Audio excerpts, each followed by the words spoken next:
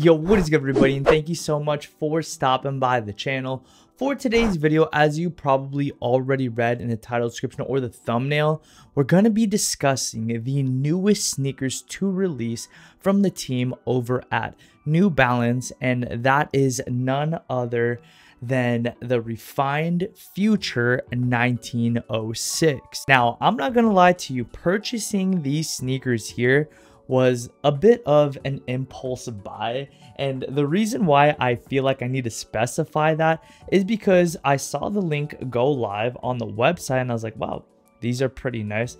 I'll go ahead and purchase them for myself, as well as to go ahead and review on the channel. Fast forward about an hour and all of them were sold out. Now, I did not expect this kind of reception for this sneaker, but due to the fact that it does somewhat resemble a very popular sneaker that did release, and the shoe that I am referring to is the 2002 R, what was dubbed wrongly the Protection Pack, guess it does make sense why this shoe did sell out and quickly became a community favorite. It's actually crazy.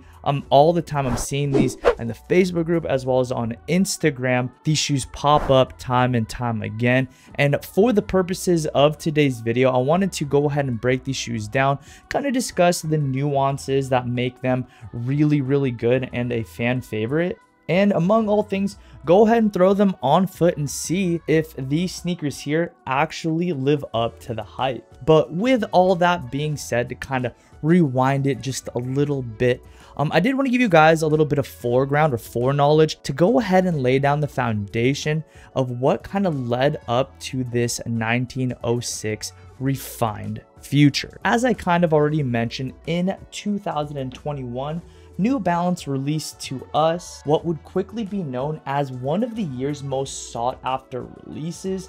At the time, this was totally unprecedented due to the fact that it was a New Balance after all, and it really was unusual for a shoe to go ahead and sell out so quickly and resell for as much as $500 without the namesake or a collaborative effort with a bigger, more prominent figure in the fashion or streetwear world. At the time, these were dubbed wrongly as the Protection Pack, and it was actually quite funny doing research on this video because the designer Yu Wu, who actually did go ahead and design this shoe, coining the term Refined Future, seemed a bit frustrated with this nomenclature that was, for lack of better words, made up by a local sneaker store, ultimately catching wind and keeping that name Protection Pack up until this very day on resale apps like StockX. To kind of summarize Yu Wu's point of view, first, I don't want to say there's no such thing as the Protection Pack.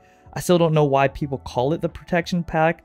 The store that first launched it made up the name and called it the Protection Pack. The interviewer states, and he responds, yeah, it's just so random. And I'm low-key a little sad about it, hearing people call it the Protection Pack, as it does not make any sense. He later goes on to go ahead and talk about where the name Refined Future actually derives from, as he states, and the original name is called To Refine a Future.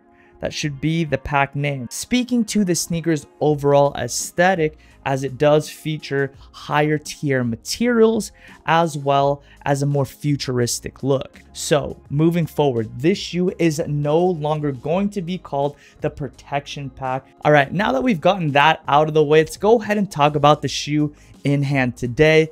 Retail is priced at $169.99, which is right around the standard New Balance price point, irregardless of the fact that this is kind of more high tier and comprised of nicer materials. I went ahead and went true to size with this shoe with a size 8.5, and they fit great. Unfortunately, however, these two here are a size 8.5, and the black pair, which is among my favorite in this whole pack, is a size 8. I think they made a mistake when shipping this stuff out, but that's neither here nor there. So if you're size 8, if you're interested in the shoe, go ahead and hit me up. I'll probably put these for sale up in the Facebook group on my Instagram.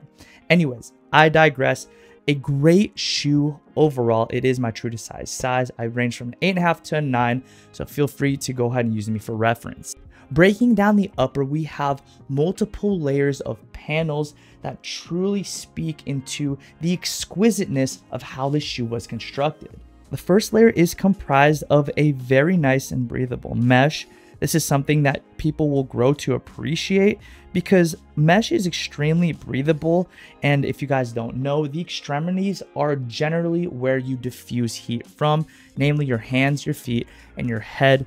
And so if you're the type of person that gets warm feet when you're kind of moving around and stuff like that, this is the shoe for you. The secondary layer is comprised of a nubuck, which is less hairy and more tough than the outer layer, that third layer, which is comprised of an extremely soft and hairy suede.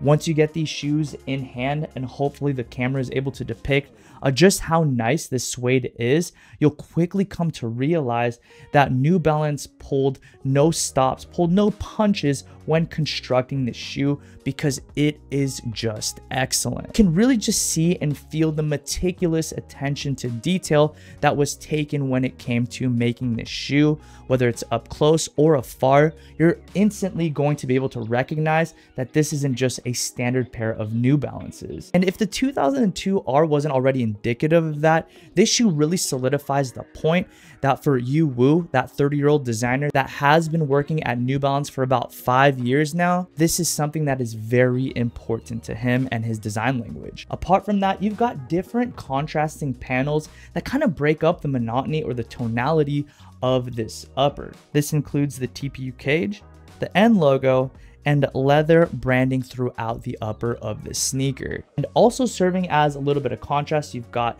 a contrasting midsole on each respective pair. This midsole is comprised of a combination of New Balance's patented Activa Light and absorbs SBS heel cushioning, which does serve as stability without suffering in terms of comfort.